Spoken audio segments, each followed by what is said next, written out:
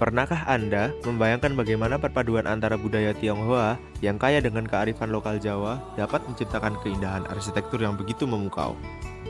Kelenteng Phuc Linh Miao di Yogyakarta dan Kelenteng Tin Kok Si di Solo adalah jawabannya. Kedua kelenteng ini tidak hanya berfungsi sebagai tempat ibadah, tetapi juga menjadi saksi bisu perjalanan sejarah dan pertukaran budaya yang panjang. Melalui video ini, kita akan mengajak Anda untuk menjelajahi keindahan arsitektur, menggali makna di balik simbol-simbol yang terdapat di dalamnya, serta memahami bagaimana kedua kelenteng ini menjadi bagian integral dari identitas budaya masyarakat setempat. Boleh tahu namanya Mas atas Mas siapa? Saya Mas Alvin Di sini. sebagai relawan. Jadi kelenteng ini pertama kali dibangun pada tahun 1846. Pertama itu sebagai rumah gitu. Ya, untuk selir Sultan Hamengkubuwono kedua. Kemudian setelah itu setelah dipakai rumah mungkin tahun 1900. Nah, tanah ini dihibahkan untuk masyarakat Tionghoa yang ada tinggal di Malioboro gitu, baru dijadikan tempat ibadah gitu. Tahun 1846 itu masih rumah. Masih untuk rumah. Tahun 1900 baru jadi tempat ibadah. Kalau boleh tahu kenapa nama Phuc Linh Miao dipilih untuk dijadikan nama kelenteng? Phuc Linh Miao itu bahasa Mandarin.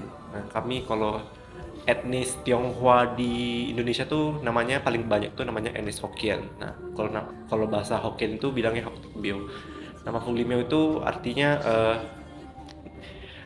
kebahagiaan tiada tara kalau kata orang sini. Tapi sebenarnya Phuc Linh Miao itu diambil dari nama tuan rumahnya. Jadi tiap kelenteng di Indonesia tuh kalau altar tengah depan itu tuan rumahnya. Nama tuan rumahnya itu Dewa Phuto Changsan, Dewa Bumi. Jadi dari nama dia itu dijadikan nama kelenteng. Phuc Linh Miao itu berarti artinya ya tempat kuil untuk menghormati Dewa Bumi gitu. Kelenteng ini udah ngelewatin renovasi yang cukup besar, cukup masif gitu, atau bangunannya masih sama kayak yang dulu pas masih dijadiin rumah tinggal gitu? Kalau masih rumah tinggal mungkin bagian depannya. Kalau bagian sini yang lumayan banyak renovasinya sebenarnya.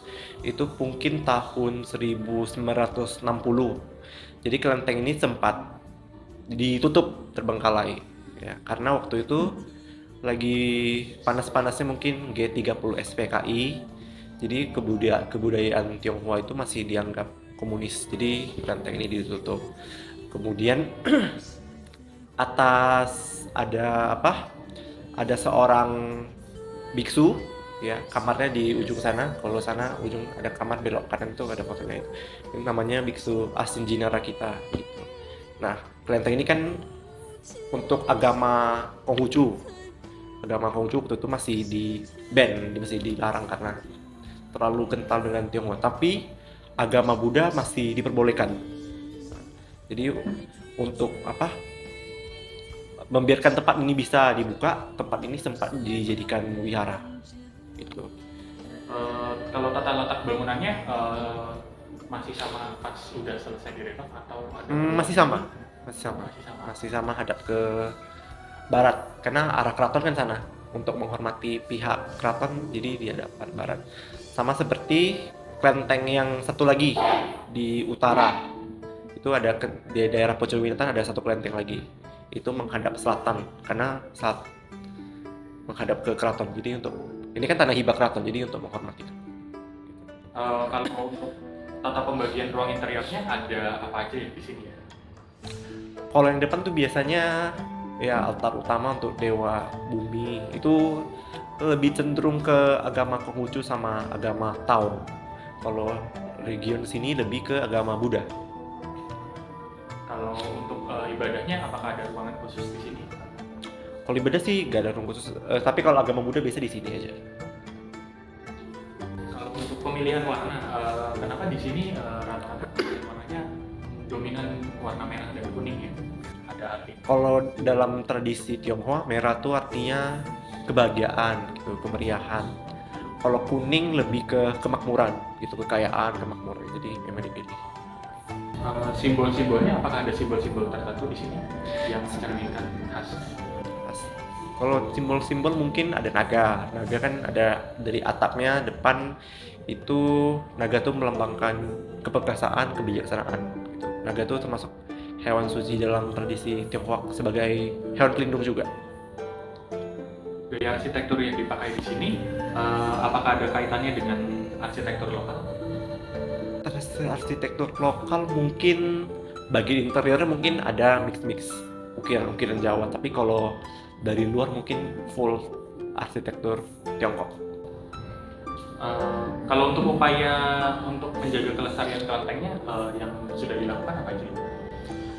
Mungkin ada memang, ini kan tadi bocor nih, gue bocor, jadi memang ada rencana renovasi, tapi tunggu perizinan juga karena ini cagar budaya, memang agak ribet perizinannya. Apakah ada tantangan khusus untuk merawat bangunan tua seperti kelenteng? Perawat khusus mungkin ada, karena ini kan apalagi bagian depan itu termasuk yang paling tua, itu sudah tahun dari 1800 memang udah tua, jadi memang kalau hujan bocor gitu, itu sudah sekian sering ditambal sebenarnya. Bagaimana kelenteng ini beradaptasi dengan perkembangan zaman tanpa mengorbankan nilai-nilai tradisional yang dianut? Mempertahankan tradisi sebenarnya gimana ya, kalau ibadah mungkin kami juga sering pertama ya mengizinkan mungkin teman-teman mungkin atau orang-orang yang mau belajar mungkin untuk di sini mungkin wawancara atau berkunjung sih lebih sering begitu. Kalau dengan dibandingkan kelenteng yang di pasar gede yang di Solo, apakah ada perbedaannya atau prinsipnya sama aja? Prinsipnya sama. Untuk pembagian areanya itu apakah ada pembagian spesial khusus atau penamaan sendiri gitu Mas? Di bagian area. Ada. Ya, bagian depan itu lebih ke ya itulah bagian inti kelenteng Phuc Lim Miao. Kalau di sini memang ya seperti yang tadi saya jelaskan tadi kan ada G30 SPKI, jadi tempat ini sempat dijadikan wihara. Ini bagian namanya Cetia Buddha Prabha.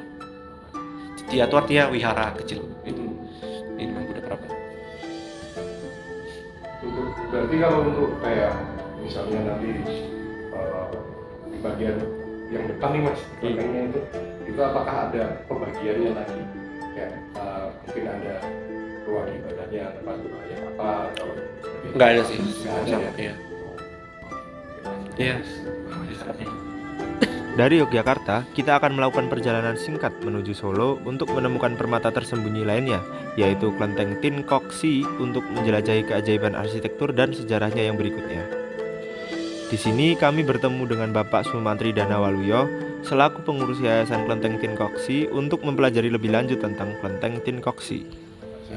Baiklah adik-adik sekalian, kalian saat ini berada di Kelenteng Tin Kok Si, tempat ibadah Tridharma atau tiga agama. Adik-adik berbicara dengan saya Sumantri Danawaluyo selaku pengurus Yayasan Kelenteng Tin Kok Si, saya sebagai ketuanya. Pak, bagaimana sejarah berdirinya kelenteng ini Pak? Ya, oke. Kelenteng ini berdiri sejak tahun 1745. Jadi bangunannya sudah berusia 279 tahun. Didirikan tahun 1745 bersamaan dengan berdirinya perpindahan Keraton Kartasura. Jadi Keraton Kartasura itu berpindah ke desa Solo. Yang betul itu Solo ya, bukan Sulu. Kelenteng ini sebenarnya ada hubungan dengan pihak keraton. Tanah ini diberikan pihak keraton, bahwa bangunan-bangunan yang ada hubungan langsung dengan pihak keraton itu akan diwujudkan dengan apa? Ketika membangun pilar, ya, pilar tahu ya? Iya tahu. Ini pilar, bentuknya berbeda, spesial. Ya. Ini kamu kalau perhatikan itu di bawah itu ada sabuknya kan itu Iya. di bawah. Nah, di sini akan ada bentuk yang begini, agak menggembung gitu. Iya, menggembung. Ya, menggembung gitu. Terus lurus, nanti bentuknya seperti ini. Iya. Sampai di ujung menggembung tapi kecil. Iya. Ya. Mengecil, Iya. tapi bentuknya seperti ini. Jadi seperti ini. Itu kan di sini dikasih ring ya. Iya. Nah, itu artinya ada hubungan dengan pihak keraton. Yang jadi pertanyaan, yang membangun siapa? Yang membangun bukan pihak keraton. Pihak keraton hanya memberikan tanah. Kemudian dibangunlah tempat ibadah. Masih ada lagi ini, Pak. Ya. Untuk nama kelentengnya, Pak. Ya. Nah, Jadi kelenteng ini adalah bernama Kelenteng Tin Koksi. Tulisannya TIEN, bacanya Tin. Tim. Karena itu ejaan lama dari ejaan Belanda. Dari kata Tin Koksi itu adalah begini. Tin Koksi. Si-nya itu adalah tempat ibadah. Kok itu negara. Jadi Tin Koksi. Tempat ibadah, ini negara. Tin itu melindungi. Jadi kalau digabung artinya menjadi tempat ibadah untuk melindungi negara. Ini Pak, bangunannya ini apakah renovasinya hanya sekedar yang ini tadi, yang Ya. keramik ini tadi, Ya. atau ada Nggak ada. lagi yang lain? Nggak ada. Hanya ini apa namanya? Tegel ya. Tegel ini. Kalau ini masih asli. Oh. Oke. Ya. Masih Jadi yang begini-begini ini memang kita mau ndak mau, karena pasti nanti akhirnya rusak. Gitu. Baik pilarnya, baik orang bangunan Jawa itu bilang soko gurunya, ya Belandar itu masih asli semua. Dan hiasan ukir-ukiran 3 dimensinya itu masih asli semua. Kalau untuk kain-kainnya itu Pak, Kalau kain ini setiap tahun kita cuci, kalau nggak bisa bersih ganti. tata ruang interior kelenteng dibagi menjadi berapa ruangan dan fungsi masing-masing ruangan? Ya, jadi 3. Ya, jadi 3 adalah ruangan luar, Iya. ya, atas pintu keluar. Kemudian ruangan dalam, atas pintu itu ke dalam hingga di sini. Iya. Itu bangunan induk, bangunan utama. Itu ada tiga bagian. Bagian yang pertama yang di luar itu selalu untuk beribadah kepada Tuhan Yang Maha Esa. Dan di situ tidak akan ada rupang. Rupang itu bahasa awamnya patung, ya. Rupang para suci yang divisualisasi menjadi. Jadi para suci itu divisualisasi bentuk-bentuk seperti ini. Ya. Tuh. Hanya yang di depan itu yang ada tulisan Tuhan Yang Maha Esa hanya dikasih tempat penancapan dupa. Jadi ketika orang mau beribadah itu wajib berdoa dulu kepada Tuhan Yang Maha Esa. Tidak boleh kau kemana-mana sebelum ke Tuhan Yang Maha Esa. Itu. Kemudian ruangan tengah ini akan ada yang disebut tuan rumah dalam bahasa manusia, itu tuan rumahnya. Karena di sini kan banyak sekali para dewa-dewi. Itu ada tuan rumahnya. Kalau di kelenteng ini tuan rumahnya adalah Dewi Kuan Im atau Dewi Welas Asih. Kalau di kelenteng lain bisa juga tuan rumahnya berbeda. Kemudian ruang belakang itu merupakan tempat serbaguna. Kalau adik datangnya tanggal 14 dan 15 bulan Imlek, ya, itu banyak sekali orang beribadah di sini sampai asapnya kemana-mana. Itu. Makanya kita kasih itu exhaustnya banyak sekali nih. Di sini aja 1, 2, 3 itu ada 3, ada 6. Yang di sini ada exhaust besar, ya, di atas sendiri 1, kemudian 2, kemudian ada kipas angin. karena asapnya luar biasa. Apakah ada simbol-simbol tertentu yang unik dan khas pada interior kelenteng? Ya, ada. Kalian datang tadi di dinding itu kan ada naga. Nanti di dinding sana ada harimau. Nah, itu nanti ada hiasan kepiting. Ya. Itu simbol dari kesuksesan. Kesuksesan, ya. Ada juga burung bangau. Burung bangau itu adalah kesetiaan dan panjang umur. Itu. Nanti juga ada ikan. Ikan itu simbol dari kekayaan dan keberlimpahan. Ya. Naga.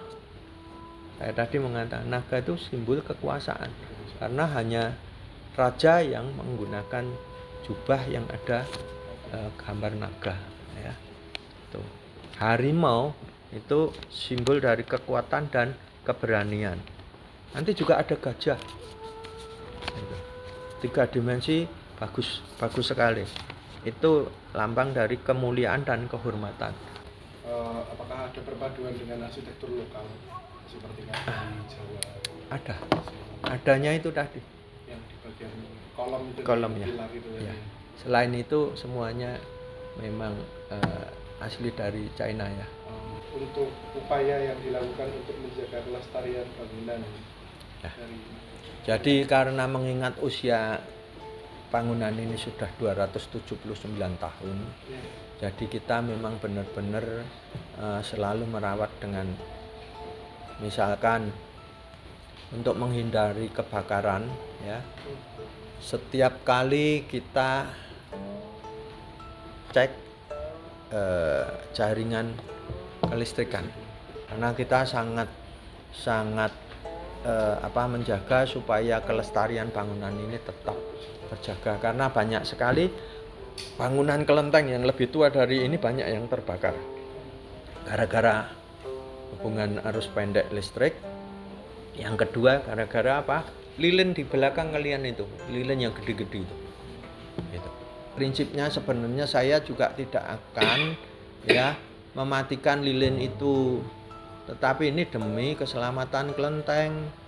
Bangunan kelenteng ini sudah sangat tua. Kalau bisa kita jaga sampai entah kapan. Akhirnya apa? Ya, saya matikan lilin kalau setelah jam tutup, karena ada jam buka dan jam tutup. Itu yang bagian pengaturan ada ruang terbuka itu ada maksud tersendiri Ya. apa fungsinya? Ya, jadi itu kalau sekarang itu disebut void. Itu setiap tempat ibadah harus ada itu. Karena demikian, itu ada filosofinya. Ya, kalau bangunan biasa di rumah itu pasti ada void. Baik sekarang ini bangunan baru atau lama. Tetapi kalau orang zaman sekarang itu sudah menghilangkan tatanan void itu. Banyak bangunan-bangunan yang ada void. Itu sebenarnya kurang sehat, ya. Untuk bangunan yang biasa, yang bukan tempat ibadah. Itu. Kalau tempat ibadah selain sebagai void untuk sirkulasi udara, itu ada maknanya. Bahwa ketika kita berdoa, kita menggunakan sarana ibadah itu kan ada 3. Lilin bisa segede itu, ada yang kecil, ada yang segede itu. Lilin, kemudian menggunakan dupa dan menggunakan kertas terima kasih itu yang kuning-kuning itu. Ada 3 sarana ibadah. Walaupun agamanya 3 berbeda, semua kalau beribadah sarana ibadahnya sama. Nah, itu artinya ketika kita menyalakan lilin, itu kan pasti akan ada nyala yang kemudian menghasilkan jelagah. Lilin itu ketika nyala, kita berdoa. Orang Tionghoa berdoa itu seharusnya berdoa akan diucapkan terus-menerus tanpa berhenti. Tetapi itu kan nggak mungkin, ya. Jadi diwakili dengan nyala lilin itu. Selama nyala lilin itu tetap nyala, artinya doa-doanya itu juga akan diwakili oleh nyala itu. Terus itu satu. Yang kedua dupa. Nah, kedua dupa itu kalau dinyalakan kan mempunyai asap yang menuju ke atas. Jadi dipercaya bahwa Tuhan dan para dewa-dewi itu letaknya lebih tinggi dari kita. Nah, asap itu mewakili doa-doa kita. Semoga doa-doa kita itu dapat menuju ke tempat ketinggian. Maksudnya ketinggian itu bukan yang di atas tinggi gitu, enggak, tetapi tingkat manusia dengan para dewa-dewi dan Tuhan itu kan berbeda. Itu filosofi. Nah, makanya yang di tengah itu lubang itu supaya ya asap dupa yang ketika kita nyalakan, asap dupanya bisa langsung ke atas terus tanpa hambatan. Di seluruh kelenteng dimanapun pasti itu ada. Berdasarkan hasil survei yang sudah kami lakukan pada kelenteng Fukling Miao yang ada di Yogyakarta dan juga kelenteng Tingkoksi yang ada di Solo, kami membuat beberapa kesimpulan. Yang pertama, dari aspek sejarah. Untuk sejarah kelenteng Fukling Miao yang ada di Yogyakarta, kelenteng ini berdiri pada tahun 1846 yang awal mulanya merupakan sebuah rumah dari selir Sultan Hamengkubuwono II dan baru diresmikan sebagai tempat ibadah pada tahun 1900. Kelenteng ini pernah mengalami masa vakum pada tahun 1960 bersamaan dengan tragedi G30 SPKI. Dan juga kelenteng ini sudah diresmikan sebagai cagar budaya pada tahun 1999. Dan arti dari nama kelenteng ini, nama Fukling Miao, mempunyai arti kuil tempat untuk memuja dewa bumi. Dalam aspek interior, kelenteng Fukling Miao ini mempunyai dua pembagian ruang. Yang pertama, ruang bagian luar dan ruang bagian dalam. Untuk ruang bagian luar merupakan tempat dewa bumi yang biasanya digunakan sebagai tempat ibadah bagi agama Konghucu dan agama Taoan. Untuk ruang bagian dalam digunakan untuk ibadah orang-orang Buddha. Ketika sekilas kita lihat bangunan kelenteng dimanapun biasanya berciri khas warna merah dan kuning, dan juga mempunyai beberapa simbol seperti naga. Dalam tradisi Tionghoa, warna kuning dan merah mempunyai arti tersendiri. Warna merah diartikan sebagai kebahagiaan dan warna kuning diartikan sebagai kemakmuran. Dan juga simbol-simbol naga yang ada di atap kelenteng biasanya diartikan sebagai hewan suci yang dijadikan sebagai hal pelindung. Untuk arsitektur bangunan kelenteng Fukling Miao ini terdapat kombinasi budaya lokal yang terdapat di bagian lorong yang terletak pada bagian dalam sebuah ruangan. Pada pelestarian kelenteng Fukling Miao ini terdapat beberapa upaya dari pihak kelenteng yang berupa renovasi kecil-kecilan pada bagian atap yang sering bocor ketika hujan. Untuk sejarah kelenteng Tingkoksi, kelenteng ini berdiri pada tahun 1745 bersamaan dengan berpindahnya keraton Kartasura yang ada di Solo. Dan arti dari nama kelenteng ini adalah tempat ibadah untuk melindungi negara. Kelenteng ini masih bisa dibilang sangat asri karena terdapat beberapa bagian bangunan yang masih belum mengalami renovasi sama sekali. Dan kelenteng Tingkoksi ini sudah menjadi cagar budaya pada tahun 2002. Dalam aspek interior, kelenteng Tingkoksi ini mempunyai 3 pembagian ruang. Yang pertama, bagian luar untuk beribadah dan ruang bagian dalam untuk penempatan rupang atau patung, dan bagian belakang untuk ruang serbaguna.